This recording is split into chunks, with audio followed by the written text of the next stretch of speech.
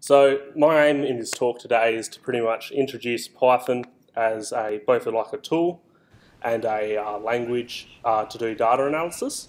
I haven't used the words data science or any of that because I'm not really sure, what quantifies it. Being someone who's been quite interested in this field for like a couple of years, it's amazing how many different opinions people on the internet especially have, and how different that can be to what people in industry tell you. So, as Tommy briefly mentioned, I want to keep this as interactive as possible. If you've don't be afraid to yell out, and if you don't understand something, we'll be running a bit high level compared to some of the other talks, and I really hope that everyone can take something away from today. Because, well, for me, Python's a lot of fun. It's the most fun I've ever had doing programming. You're right. Yeah, no, I've had so many conversations with people who think I'm so weird for liking this stuff. So hopefully there'll be a couple of people who feel the same, at least. All right. So the schedule, I'll introduce myself and what this talk is going to be about, and give a pretty quick introduction to Python syntax, so you're not completely freaked out by it. Out of everyone here, who codes, or who would say that they know how to code? All right, yeah, that's good. Yeah, no, that's all right. Yeah, so now it looks like everyone's, well, generally. Yep, and then I'll go through a few things that might seem a bit like magic to people that haven't used,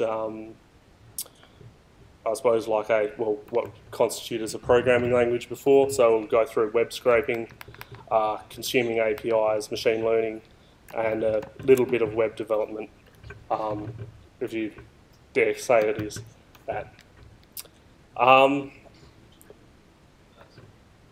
Yep.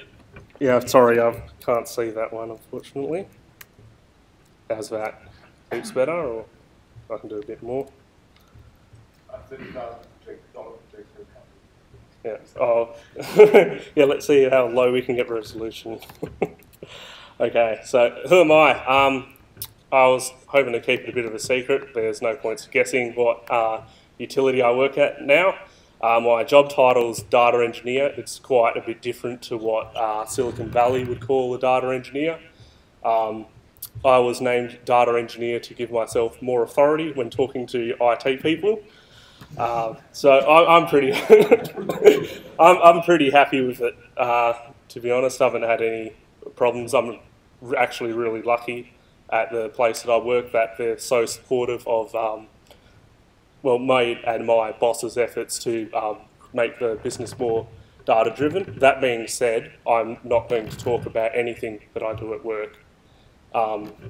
Yeah. So, ex-market research consultant, lots of surveys, lots of various types of analysis. So I did use Python a fair bit there, but it was mainly just for scripts to, run little bits of data. So that was mainly in SPSS. God bless. Yeah, so my background's in computer science and math from UWA, did a bit of a stint over East. Currently doing postgrad in data science, again debatable if that is data science. I didn't code before uni, I'm not a whiz kid at coding, and you don't really have to be, like Python's just so freaking good. No, it is, like, you're really spoiled if this is the first programming language you're doing. So I started in Java, did a bit of C, did my stats course in R, did some optimization courses in MATLAB and Mathematica, did some high performance courses in Ada, and then I did my first, I only started using Python in 2010 or 11, where I did a scientific computing course. And the maths lecture really didn't do it justice, unfortunately.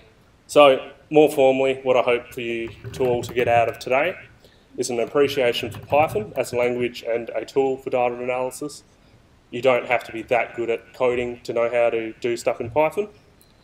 The knowledge of how to set it up on your own machine, and if Tommy can do it, anyone can do it. An idea of what building things in Python looks like.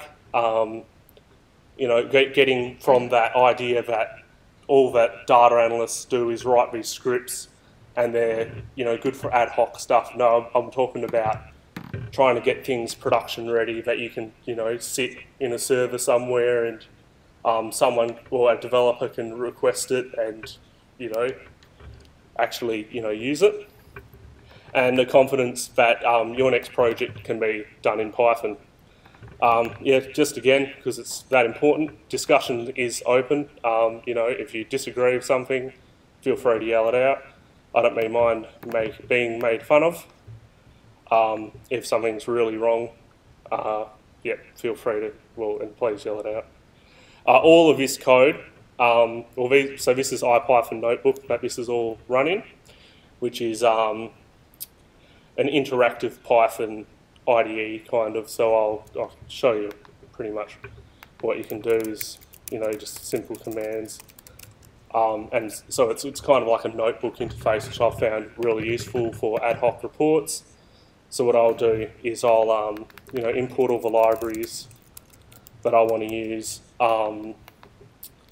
define all my variables up here, and then I'll start hacking away. Get a few charts out, mainly for like exploratory data analysis, and that's something that I can then send on to more like technical people, or I can copy the PNGs out, but just for like really ad hoc, like 5-minute scripts. So what is Python? There's a really scary looking definition on Python's website. Well, there's lots of long jargony words for people that aren't really familiar with programming languages. The key thing is that it's interpreted, not compiled, so you get a few cool things, but it is slow, but not as slow as you'd think. An interactive, whatever that really means, and I think the IPython notebook really gives the interactivity justice. Too long, didn't read, and what I think of Python as a one-liner is it's a B+ language at everything. So compared to R, or compared to R, it's not as good as bleeding edge data analysis, or especially statistical data analysis. Compared to Java, it doesn't maybe run on as many things, or it's not as fast as C, but there's enough libraries that you can get the job done and at a reasonable time as well. And actual read the code afterwards, and even if you don't develop in Python. So, given that Revolution Analytics just got bought by Microsoft, I think I should bring up the infamous R versus Python argument that I've seen at least 10 dozen times on the internet, and put my 10 cents into it. So there was a good article which just came out today where General Assembly, if you've heard of them, talk about their choice of using Python as their only language for teaching their accelerator program, instead of using both Python and R. So why Python? It's a programming language, so if you know how to code, you're already halfway there in terms of figuring things out. R, to me at least, and to a few other people that I've talked to, is quite intuitive for those who know or come from a more classical background of Java, C, etc. Code is more production ready. You'll actually see a lot of companies that will have really big data pipelines. Spotify is one that I can name off my head. Use Python. And yeah, especially if your web stack is in Python, it's really easy to put some data capability into that. With machine learning in specific, or in particular, Python's more focused on predictive accuracy, as opposed to R, which is more focused on statistical learning, which means the models are easier to access and run diagnostics on them is easier. Python is a lot more focused on cross-validation, making sure your model's as accurate as possible. When you do create a model in Python, you've got a lot more data structures and tools to help you put that data in a format that you really need it to be. You're not, I think, well, personally, that R is a bit limiting in terms of what data structures you have available. I know there's I think it's dplyr, which kind of addresses this, but I personally don't think it holds up to Python. It's a lot easier to swap between models. sklearn is a really well thought out library in terms of doing machine learning. Swapping a machine learning model is as simple as just changing the name of a function. And I don't have an example of that today, but I've certainly done that in the past, swapped between something like a random forest and a support vector machine. Not saying that it was optimized or anything like that, but just playing around. Carrot is R's attempt at doing this. Personally, I haven't used it, and I'm not, at liberty of, I don't really think I'd do it justice talking about it.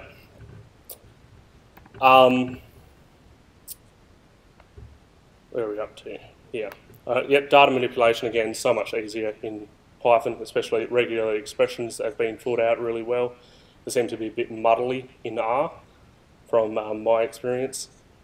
And natural language processing for anyone who does that. NLTK, the libraries are very good and easy to use as well. Oops. Right, so why R instead then? R is much more focused on data analysis. If you want to use a bleeding edge algorithm or statistical algorithm, it'll probably be in R, and it might not be in Python for a fair while afterwards. It's used much more widely in academia.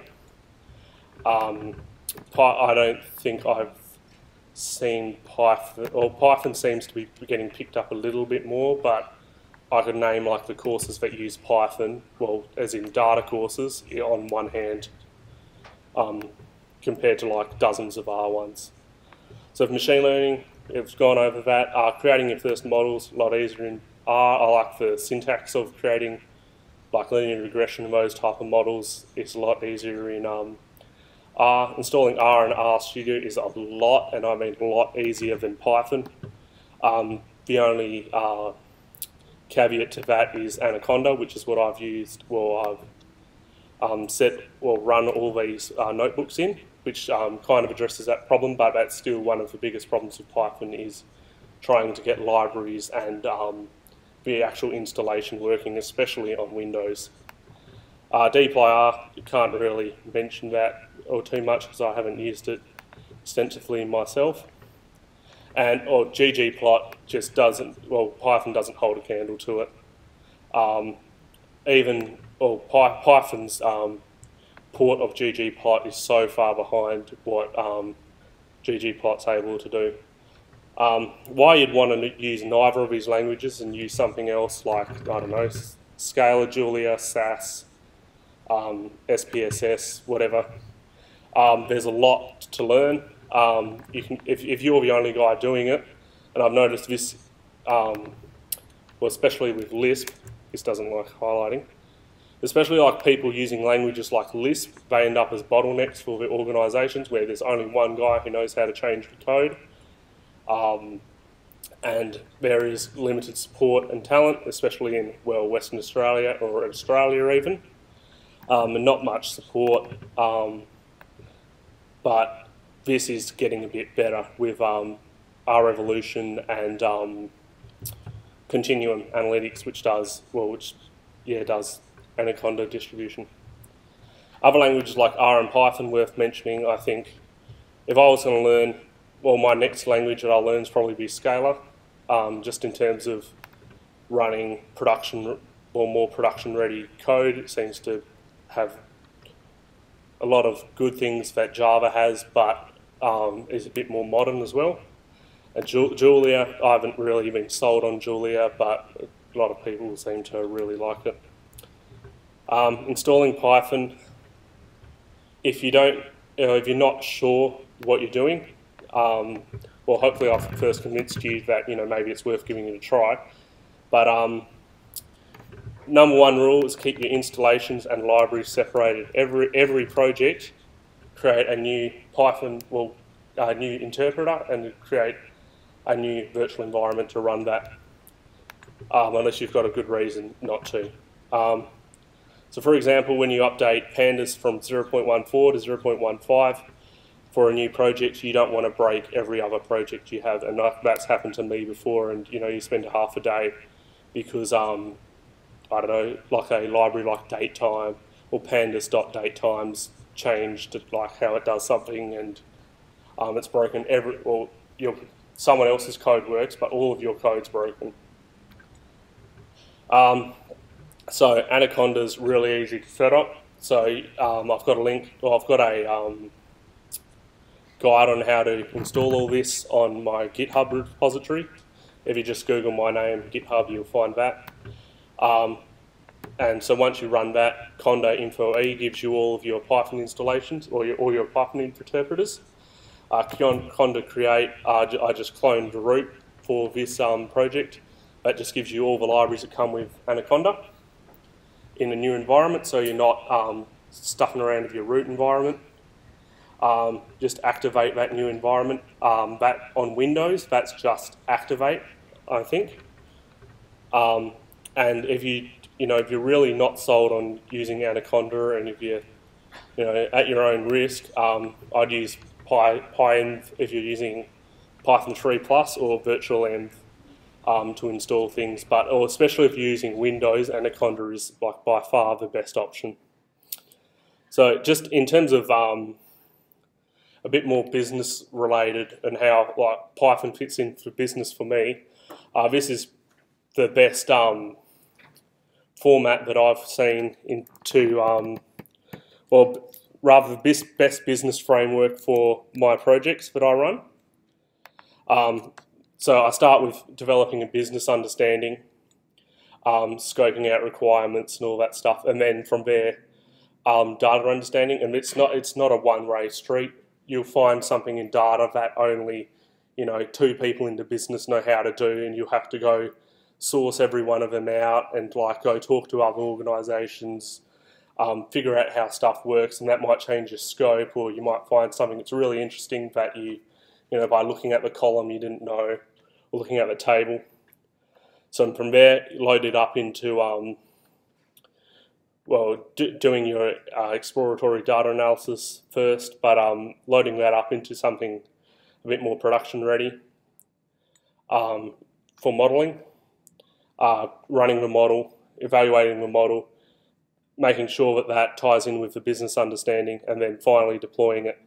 And for me, deploying it is you'll get to this stage and you'll be running out of steam. You'll be I've seen the light at the end of a tunnel.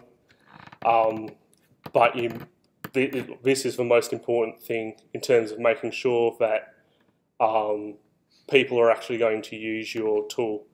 And for me, I've seen too much people in various positions just write scripts and that are kept secret from the rest of the world. And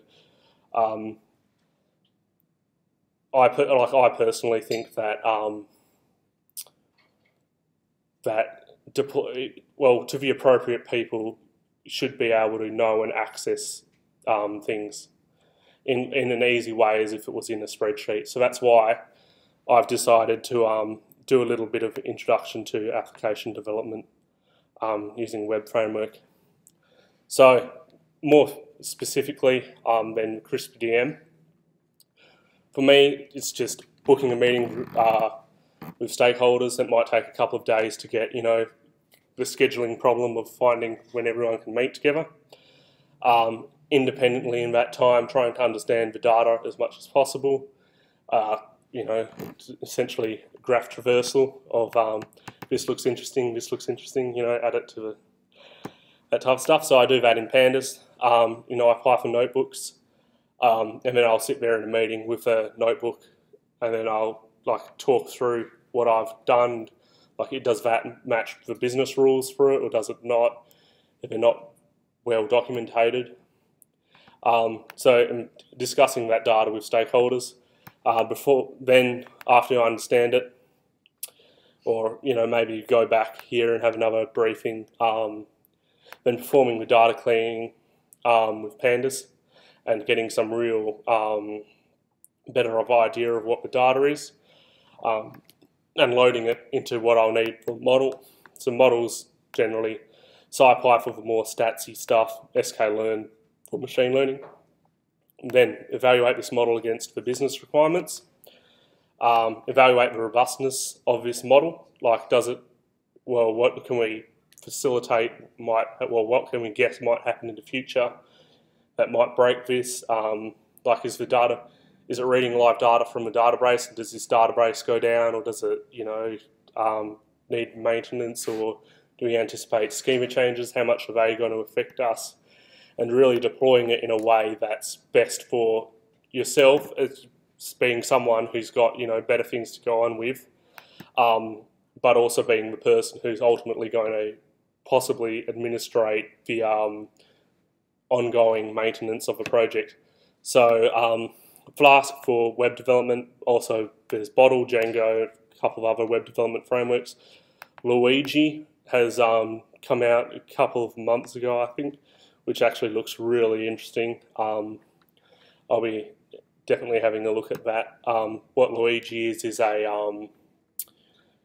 an ETL framework that both works locally on your desktop, but you can scale it up to Hadoop clusters, or otherwise just an IPython notebook or a web page, or maybe even a Word document of what this actual solution is, depending on how much time you've got, what the business requirements are. From that, really sitting back and thinking about what went well, what didn't, what code can we add to our util library, how can we improve on this next time. So when you're doing, say, a job that involves a few different data sources, yep. do you find you need to ever transfer over to a database environment to, say, do joins or anything like that? Yep. So do you feel like this facilitates that well, that you can sort of, if you need to update something right from the raw data and cascade through to machine learning model or whatever it is? Yep. Well, it's certainly in my situations I've found it to be adequate. But I understand with more complicated projects comes a need for more complicated, more robust solutions. Yeah. So just a quick Python 101 in 2 minutes. Hello world's probably the easiest hello world you'll ever see. As a script, just that sets where you're running Python from. Can't do that in Windows very well. If name is main, just means if the script gets run as a script, print it, or prints, yay. Here's the keywords, nothing really, about half of them you'll use, half of them I haven't used maybe a handful of these, so if there's something that's really freaky, it's probably freaky to me too. Python uses whitespace. This is when I did Python at uni, I absolutely hated that it uses whitespace. So for this loop,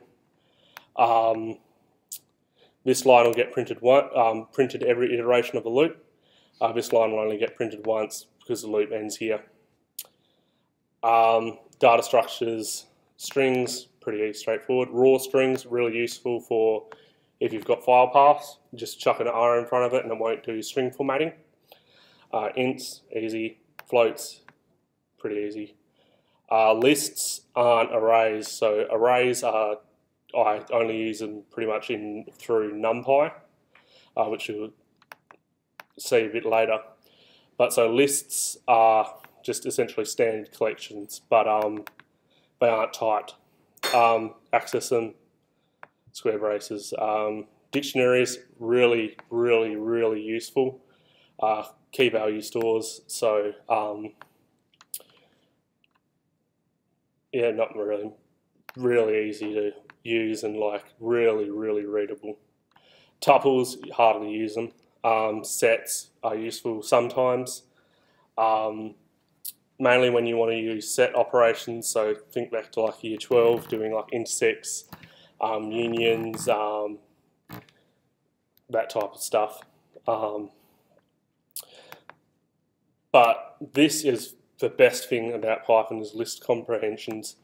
This is not a very good example, but creating very complicated lists, which would take a couple of lines of code, you can do in one line quite easily, and it's quite readable. So reading this, for x in range 0 to 100, so that's just 0 to 99 as a list.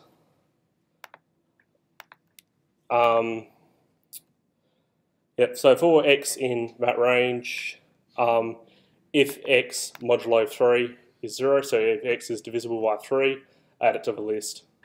So this is a list of all the numbers between 0 and 99 which are divisible by 3. That would take a couple of lines, I think, in most other programming languages.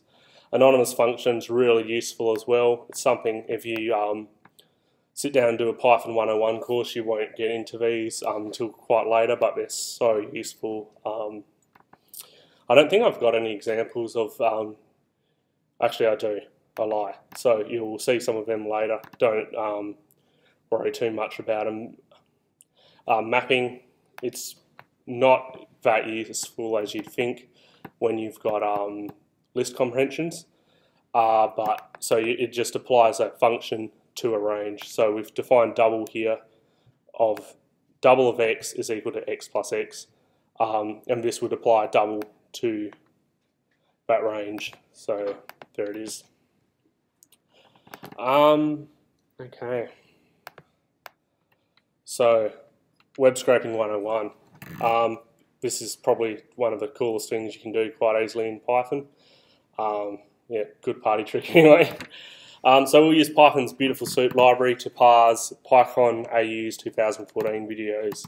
The website doesn't have any terms and conditions or robot text, so I view that as free for all of their data. So we're good to go. We won't use their RSS because it'd be too easy to do it. The tutorial is based on this blog post. So Beautiful Soup, it's a Python library for screen scraping, pretty much. It's really simple to use. It's a lot like, well, you'll see it's quite a bit like jQuery in terms of selecting things. I like how it changes as well. Rather than having, what I've done here is instead of writing annoying CSS selectors, just chained them, and it doesn't take much code to write as well. Don't have to worry about Unicode or any of that annoying stuff, which is one of the reasons I suggest people use Python 3 instead of Python 2. And it sits on top, like it's not its own different thing. So, and we'll use requests as well. Request is something I'll use for the next couple of demos as well. Essentially, it's just a HTTP library written in Python, which is pretty easy to understand. So import the libraries from Beautiful Soup for import Beautiful Soup from a module, and import requests. So we've defined the URL as a string. We've called requests.get onto that URL. It gives us our response object. And then we've got the text value from that response object, which is the HTML of that page. So load that up into Beautiful Soup and have a look at the HTML I'm not sure if I've saved this. Yeah, I won't worry about looking at that. Anyway, looking at the HTML, it in like developer, so right-click view page source. What you'll see is the HTML of the page is actually set out pretty well, and every video, div of a video is a strong A. So you can just grab this div. So the way I read it is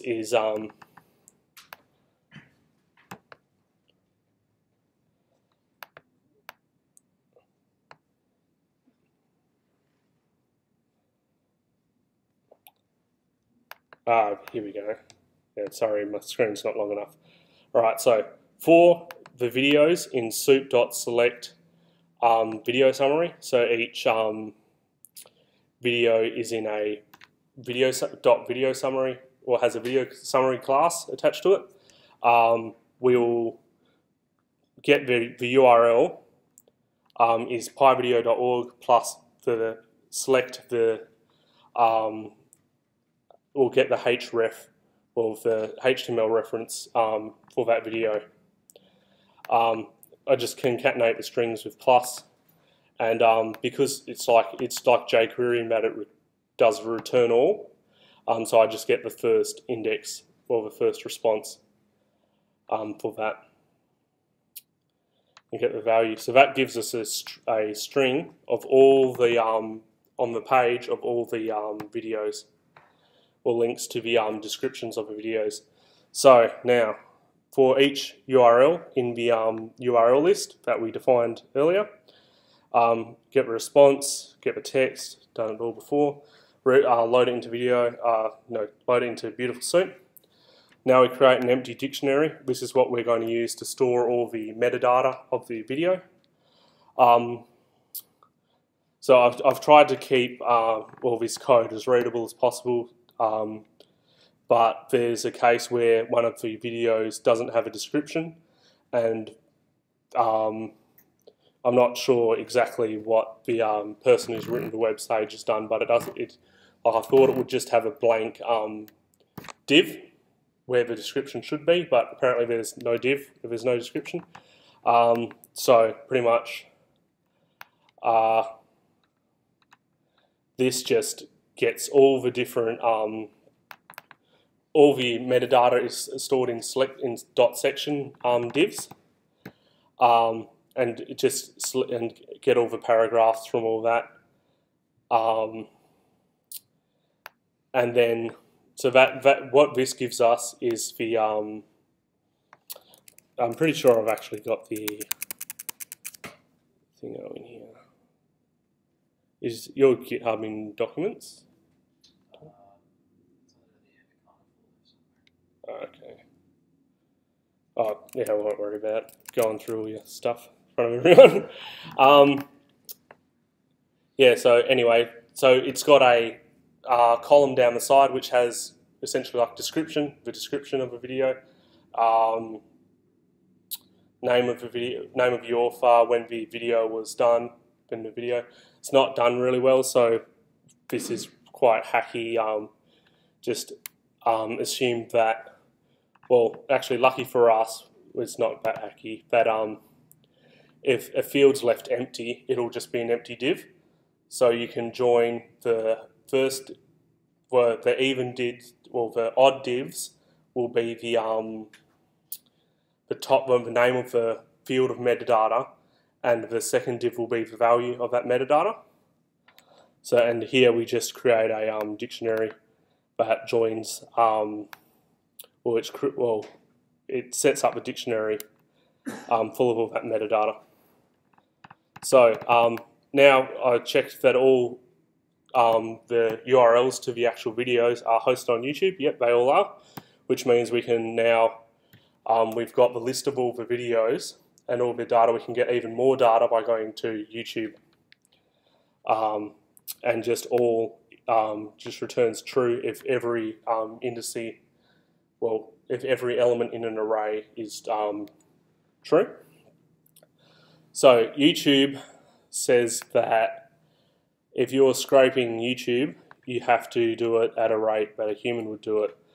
So I say that's 5 seconds. So after every call, I'll do or sleep for 5 seconds. So I won't run this because it takes a bit of time. So I've defined a function here, which I call here. So for each video and video description, we're calling get YouTube data to it through the map function. And I've put it as a list because map turns a generator in Python 3, which is a bit confusing. I won't explain that. So essentially, get the video URL, load it into YouTube. If a video is available, then we get the YouTube likes and the dislikes through their, like YouTube's uses div tags watch like for the number of likes a video has and dislikes for the number of dislikes a video has. And then, yeah, just return that. So we filled up we've added to our dictionary of videos. We've now got the YouTube stats for that as well. So save that as CSV, load it as CSV, just for intermediate state. So now we've got our raw data. So now we use pandas to actually properly clean that data. Pandas is the tool I use the most at work and at home. It's a high performance, easy to use library for data analysis in Python. It's based on NumPy, and NumPy is something that I try to use as little as possible just because of how complicated it is. But you'll see sometimes the more you do stuff in pandas, the more you'll do it in NumPy instead, because you just get a bit of performance. So reading files in pandas is extremely easy. You can change that JSON bit here, with function call, to SQL, to CSV, to Hadoop file 5 or whatever it is. Anything you could dream of, like dictionaries, whatever, you can read into pandas quite easily. So number of records, we've got 51 records, and this is the data of what we've actually got. So we've got the category of a video, the copyright information, a description of a video, download file type, language, when it was last updated, the metadata, when it was recorded, the speaker, the tags, the video origin, the YouTube dislikes, YouTube likes, and YouTube views. And what we'll do now is clean this file to probably, well, the standard that I like to clean files to. So these are all our columns for reference sake. We'll just use group bys to view all the different unique values for each column to see if there's any that are really weird. That looks alright, that one looks alright. Just keeping it there. For descriptions, blank descriptions use the string none. We'll change that to NumPy as not a number for performance reason, and we'll choose to make that in our data file the consistent not a number or blank store. So before the file looks like, or before the row looks like this, simply get the column, df same selector as you would have it for a dictionary, fill the NA values with which are actually picked up as, well, the string none. Pandas knows that it's actually none, so you can fill that with NP or NumPy nans, and yep, now we've gone from nuns to nans. Perfect. So downloads, yep, they're alright. Actually, no, they're not, because it has no downloadable files. Change that to nan, same way as we did it before. Language, all English, that's alright.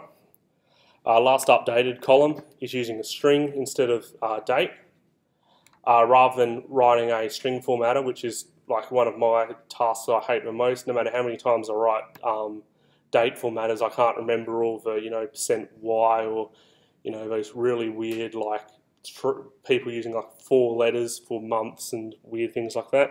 Pandas is smart enough to pick it up itself. So we change August, well, this AUG.14 2014 to 2014-08-14 simply by importing parse from dateutil parser and running that on the column. So metadata, that's fine. Recorded, you just need to parse that again. We've already got the parser, same string format before and after.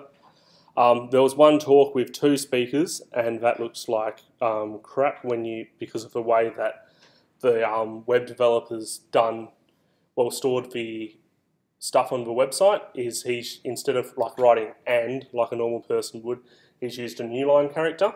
So it's like, it looks nice on the website, but it's absolute crap in terms of what we want to use it for. So we just replace that using .replace.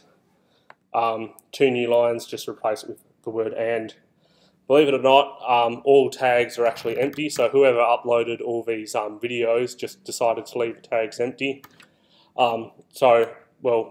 What I should have done is just deleted the column using df.drop and then tags, access equals 1 for columns, but instead I've just decided to change them all to nans.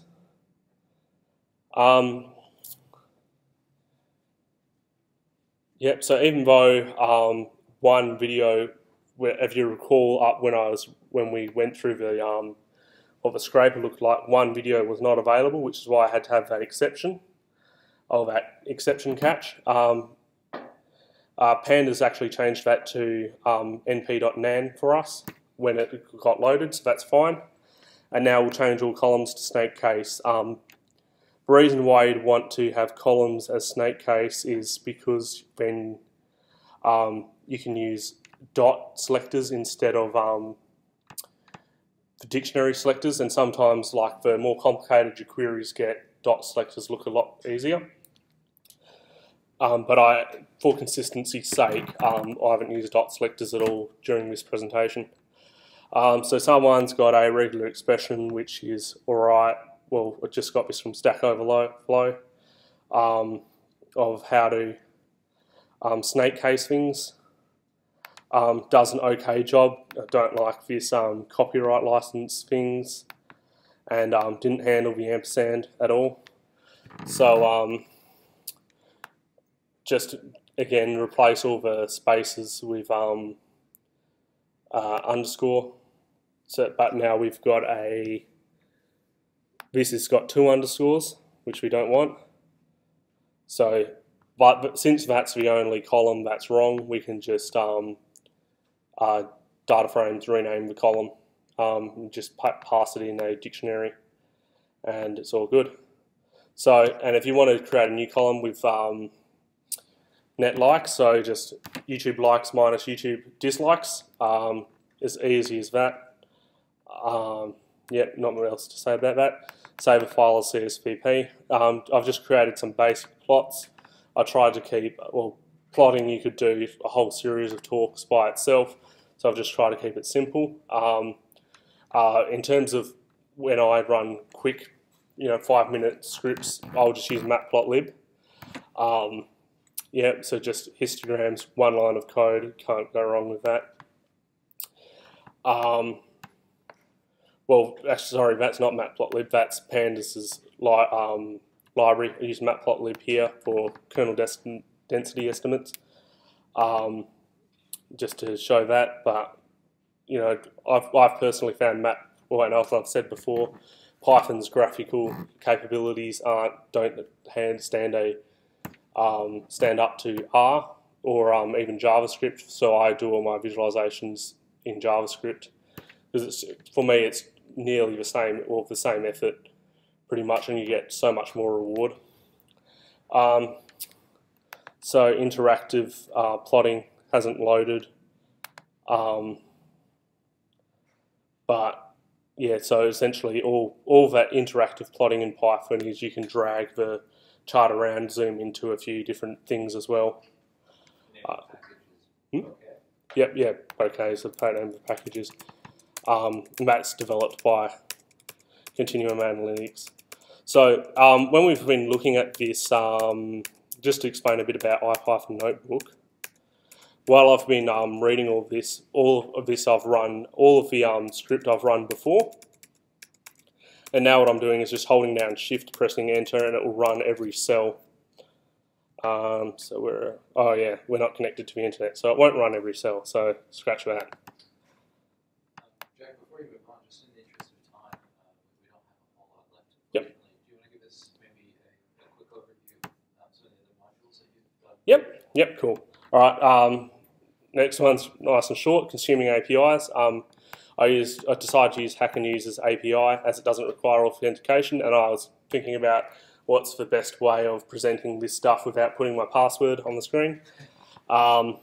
So request.get, it's Firebase if anyone's used that. So just a HTTP request gives us the top 100 articles on Hacker News. It's a string, not a list. So JSON, just use import JSON and just load it.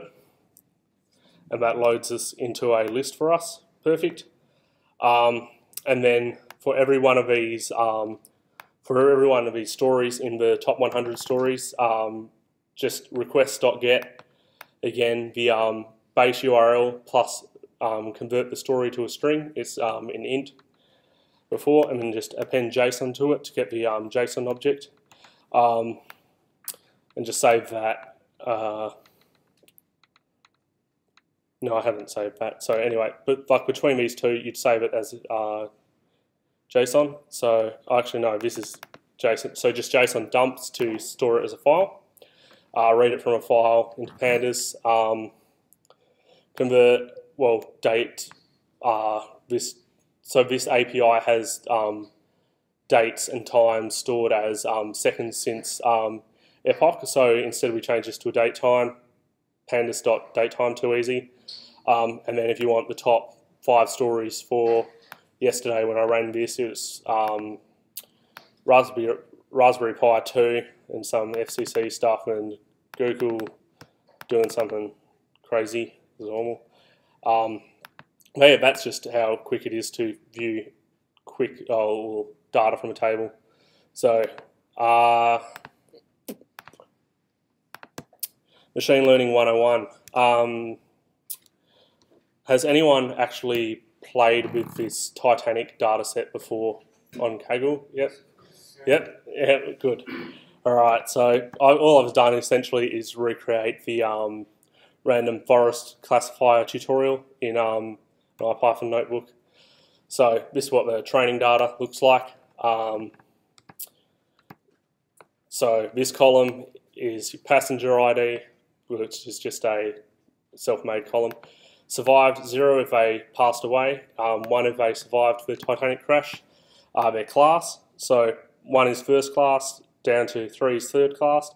Their name, their sex, male or female, their age, how many siblings they had on board, how many parents and children they had on board, their ticket number, how much they paid for their ticket, if they were in a cabin, where they embarked from, and gender. So I'll let you guys, if you're really interested, look at this at home. Essentially all we do is convert all this strings and everything, all the useful ones anyway, so name we won't have a look at. But like so male, we convert that to 1, female to 0. Treat all the missing data, and then create a random forest classifier, run that on the testing data, and then get the output right to CSVP or CSV. Since most people have done that, I'll let everybody else look at that at home.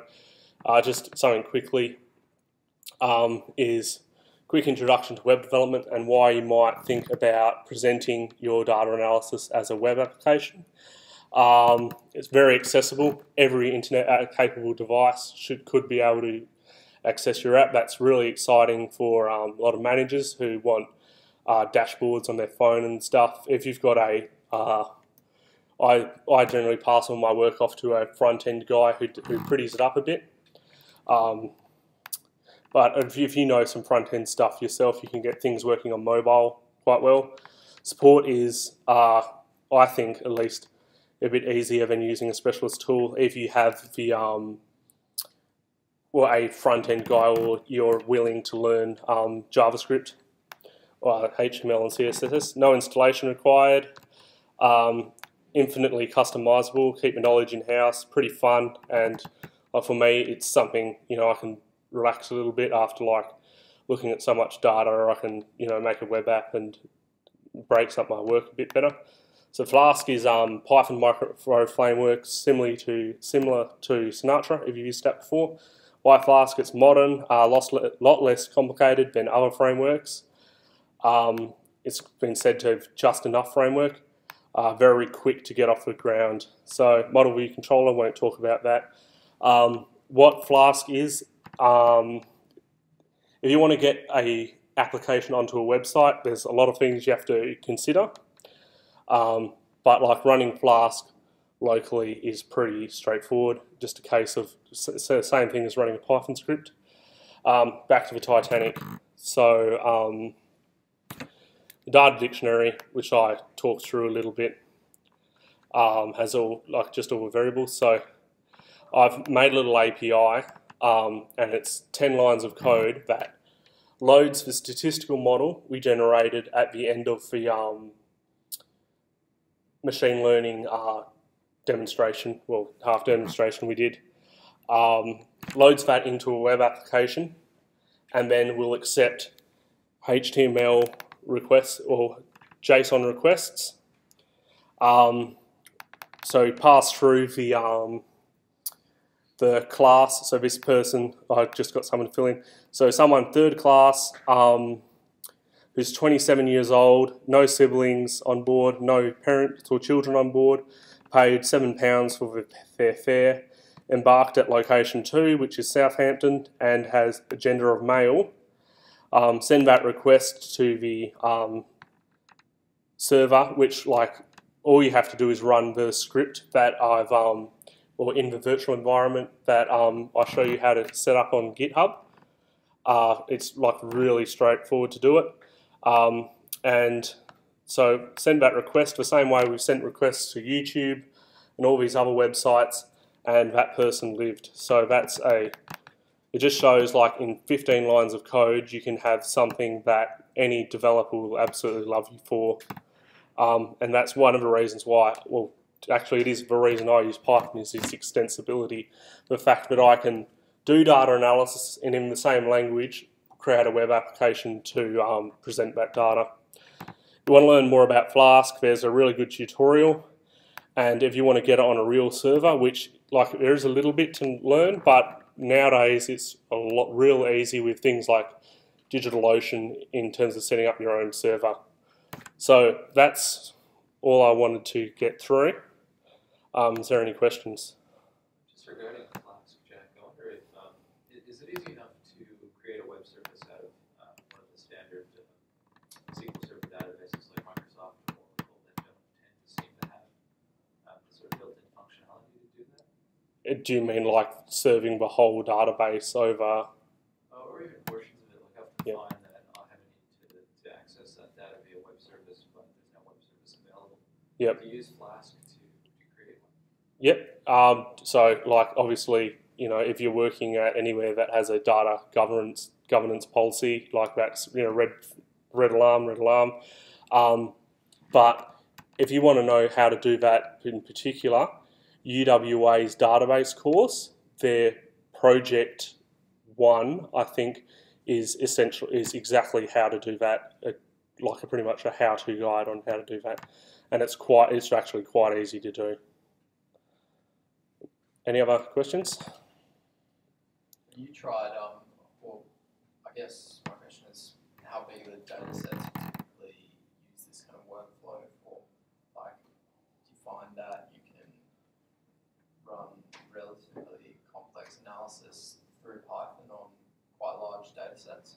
Yep. Say millions of lines, rows? Yep. You've just got to be a bit smart about it. So some things I do is from computer science, lookup tables, caching, all the good stuff.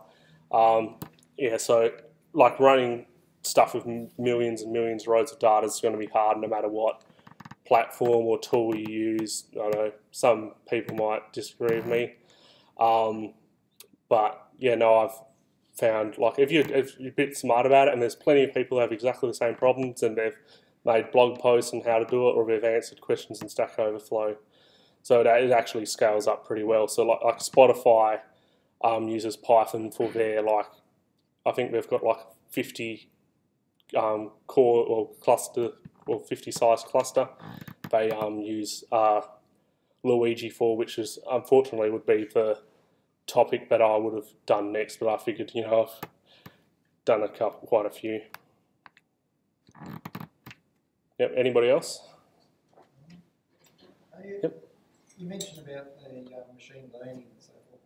You've had experience in MATLAB and Python and R as well. Yep. In terms of those three systems, are you seeing any real trends in the actual underlying algorithms as a black box with machine learning? One sort of coming ahead of the other in terms of their usability and accuracy? So, in terms of usability, maybe R would be the easiest, just to run a de facto, or Google machine learning, click the first algorithm, you'd be able to find it in R and get it running quite quickly. Python's maybe the bit more intermediate one, so R's got the low learning curve, but it kind of gets harder the more stuff you do, especially trying to load certain data into R is, might get it quite hard, while Python, it's harder to learn, but you get more payoff in terms of having the data structure support. So if that really answers your question, like if you didn't know anything about machine learning and wanted to try it, you'd try R, or even like a vendor tool. Once you learn it a bit, I think Python's okay for, yeah. And how do you rate MATLAB in that sort of environment as pretty much as machine learning? I've used MATLAB primarily for numerical optimization stuff. So, and I haven't seen what MATLAB's done in the last 3 years or anything. Yeah, so I can't really give you an educated opinion. In terms of friendly machine What do you learning, say Python's better in data structure? Whether it supports SQL? Yeah. SAS or Yeah. So with Python, you can, with pandas, you can just write pd.read SQL and it will read SQL. I don't know how easy it is to do in R since I haven't done any R. Yep. Yep. Jack, in R it's very easy to write a package and then share it with everyone. Yep. But just yep. putting it on CRAN. What sort of ways of contributing in Python framework? Yeah. No, so CRAN is definitely something that's a lot better than what Python can offer. But Python does have some pretty cool documentation, templating reports. So you'll see all of it's actually quite easy to write what this type of script you're thinking of is a setup.py script, which will allow people to just type pip install whatever your package name is, and you load that package onto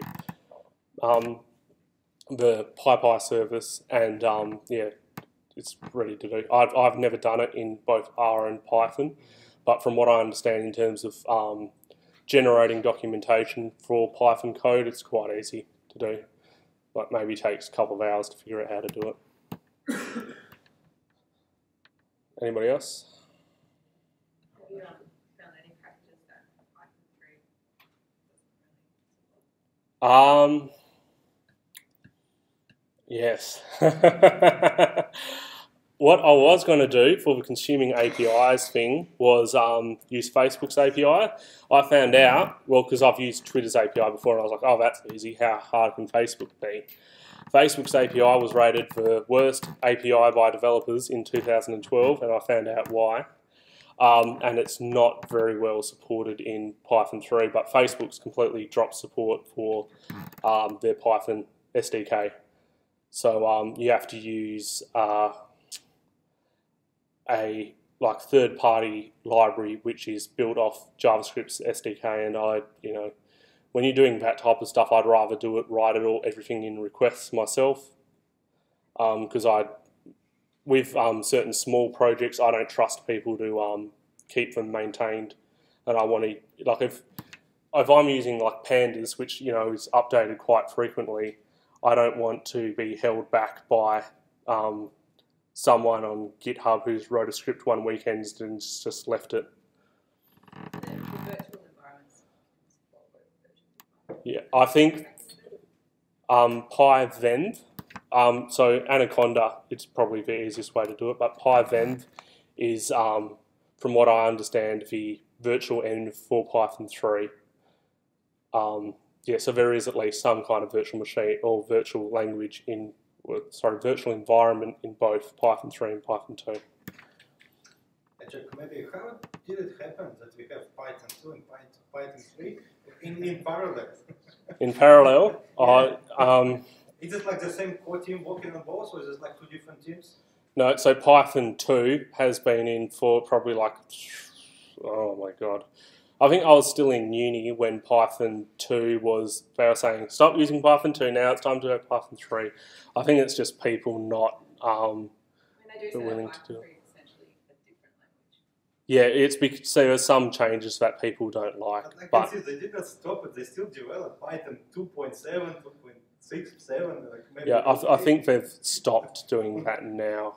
But yeah, I think that it's in like legacy. Yeah, it's in legacy mode. So you would recommend everyone to 3.4? I personally use Python 2 for I don't know whatever reason, and last month I updated to Python 3, and I had to rewrite a fair bit of stuff, but it wasn't that bad. And the performance gains are definitely worth it. So if you're going to go home, in the next couple of days and write Python code, Python 3 definitely is worth having a go. Because with Anaconda we have Python 3.4, right? Yeah.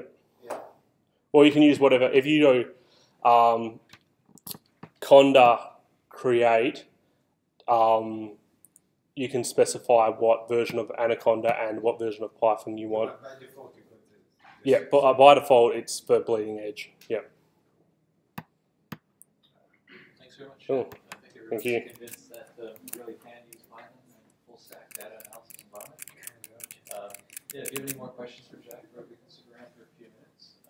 Kurt, who is our very gracious host at Deloitte, is kind of given us access to this room, and the drinks are thanks to him. So if you'd like to stick around and ask Jack a couple more questions, we can have a drink while we do that.